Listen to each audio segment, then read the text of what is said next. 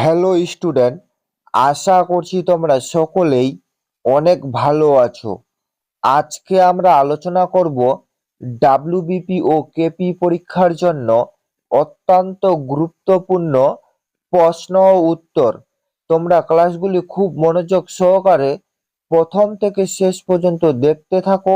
আশা করছি তোমরা কমন পেয়ে যাবে। আজকে আমাদের প্রথম প্রশ্ন রয়েছে, ধান উৎপাদনে প্রথম রাজ্য কোনটি?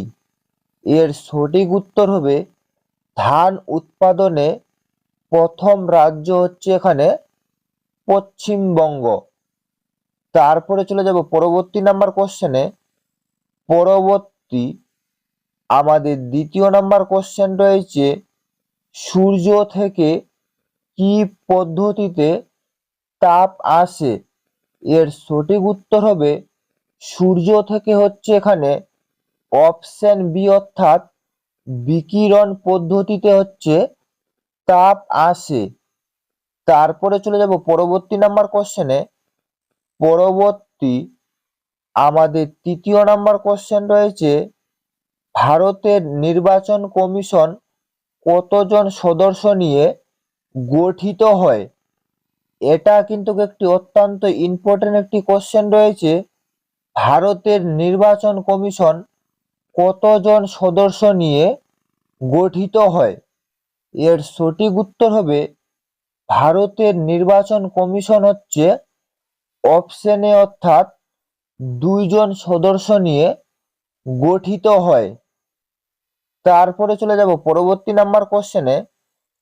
পরবর্তী আমাদের 4 নাম্বার কোশ্চেন রয়েছে, বাংলার দুঃখ কোন নদীকে বলা হয়? এর সঠিক উত্তর হবে বাংলার দুঃখ বলা হয় হচ্ছে দামোদর নদীকে। তারপরে চলে যাব পরবর্তী নাম্বার কোশ্চেনে। পরবর্তী আমাদের 5 নাম্বার কোশ্চেন রয়েছে, ভারতের জাতীয় খেলার নাম কি? এর সঠিক উত্তর হবে ভারতের জাতীয় খেলার নাম হচ্ছে কাবাডি। তারপরে চলে যাব পরবর্তী নাম্বার কোশ্চেনে। পরবর্তী আমাদের 6 নাম্বার কোশ্চেন রয়েছে, নিচের কোনটি আধুনিক ভারতের বৃহত্তম শিল্প? এখানে 4টি অপশন দেওয়া রয়েছে। নিচের কোনটি আধুনিক ভারতের বৃহত্তম শিল্প? এর সঠিক উত্তর হবে আধুনিক ভারতের বৃহত্তম শিল্প হচ্ছে বস্ত্র শিল্প। তারপরে চলে যাব পরবর্তী নাম্বার কোশ্চেনে।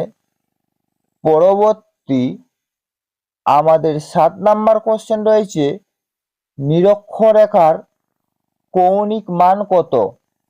এর সঠিক উত্তর হবে নিরক্ষরেখার কৌণিক মান হচ্ছে 0 ডিগ্রি।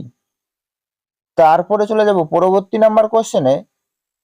পরবর্তী 8 নাম্বার কোশ্চেন রয়েছে, ভারতের কোন রাজ্যে সর্বপ্রথম সূর্যোদয় হয়? এর সঠিক উত্তর হবে ভারতের হচ্ছে অপশন ডি অর্থাৎ অরুণাচল প্রদেশে হচ্ছে প্রথম হচ্ছে সূর্যোদয় হয়। এটাও একটি অত্যন্ত ইম্পর্টেন্ট একটি কোশ্চেন রয়েছে, ভারতের কোন রাজ্যে প্রথম সূর্যোদয় হয়? তারপরে চলে যাব পরবর্তী নাম্বার কোশ্চেনে।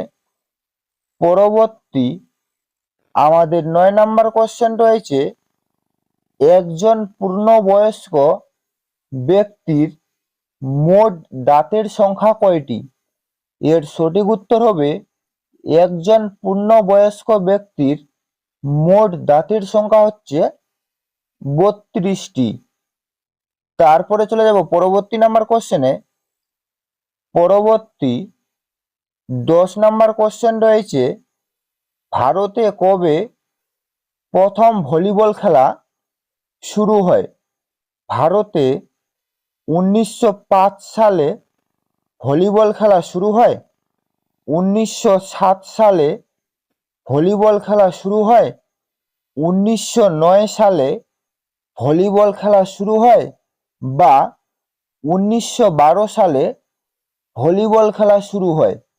এর সঠিক উত্তর হবে ভারতে প্রথম ভলিবল খেলা শুরু হয় হচ্ছে 1905 সালে।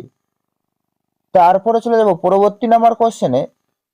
পরবর্তী আমাদের 11 নম্বর কোশ্চেন রয়েছে, সিন্ধু সভ্যতায় কোন ধাতুর ব্যবহার জানা ছিল না? এর সঠিক উত্তর হবে সিন্ধু সভ্যতায় হচ্ছে লোহা ধাতুটির ব্যবহার জানা ছিল না। তারপরে চলে যাব পরবর্তী নাম্বার কোশ্চেনে। পরবর্তী 12 নম্বর কোশ্চেন রয়েছে, সমুদ্রগুপ্তের সভাকবি কে ছিলেন? এখানেও 4টি অপশন দেওয়া রয়েছে।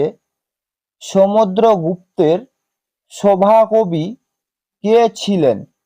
এর সঠিক উত্তর হবে সমুদ্রগুপ্তের সভাকবি ছিলেন হচ্ছে অপশন এ, অর্থাৎ হরিসেন। হরিসেন হচ্ছে সমুদ্রগুপ্তের সভাকবি ছিলেন।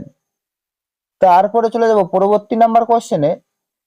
পরবর্তী আমাদের 13 নম্বর কোশ্চেন রয়েছে, মাছের শ্বাস অঙ্গের নাম কি? এর সঠিক উত্তর হবে মাছের শ্বাস অঙ্গের নাম হচ্ছে ফুলকা। তারপরে চলে যাব পরবর্তী নাম্বার কোশ্চেনে। পরবর্তী আমাদের 14 নম্বর কোশ্চেন রয়েছে, সর্বপ্রথম ভারতরত্ন পুরস্কার কে পান?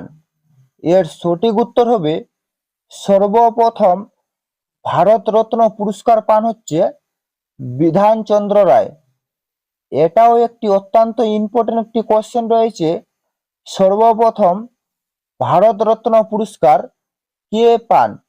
আর তার সঙ্গে তোমরা কমেন্টের মাধ্যমে অবশ্যই জানাও বিধানচন্দ্র রায় কত সালে ভারতরত্ন পুরস্কার পান। তারপরে চলে যাব পরবর্তী নাম্বার কোশ্চেনে। পরবর্তী আমাদের 15 নম্বর কোশ্চেন রয়েছে, নীল দর্পণ নাটকটিকে ইংরেজিতে অনুবাদ কে করেন? এর সঠিক উত্তর হবে নীল দর্পণ নাটকটিকে ইংরেজিতে অনুবাদ করেন হচ্ছে মাইকেল মধুসূদন দত্ত। তারপরে চলে যাব পরবর্তী নাম্বার কোশ্চেনে। পরবর্তী 16 নম্বর কোশ্চেন রয়েছে, পরিবেশের জৈব উপাদান কি? এখানেও 4টি অপশন দেওয়া রয়েছে। পরিবেশের জৈব উপাদান কি? এর সঠিক উত্তর হবে পরিবেশের জৈব উপাদান হচ্ছে এখানে অপশন ডি, অর্থাৎ মানুষ। মানুষ হচ্ছে পরিবেশের জৈব উপাদান। তারপরে চলে যাব পরবর্তী নাম্বার কোশ্চেনে। পরবর্তী আমাদের 17 নম্বর কোশ্চেন রয়েছে, যত মত তত পথ এ কথাটি কে বলেছেন? এর সঠিক উত্তর হবে যত মত তত পথ এই কথাটি বলেছেন হচ্ছে অপশন এ, অর্থাৎ শ্রীরামকৃষ্ণ। শ্রীরামকৃষ্ণ বলেছেন যত মত তত পথ। এটাও একটি অত্যন্ত ইম্পর্টেন্ট একটি কোশ্চেন রয়েছে, যত মত তত পথ এই কথাটি কে বলেছেন? তারপরে চলে যাব পরবর্তী নাম্বার কোশ্চেনে।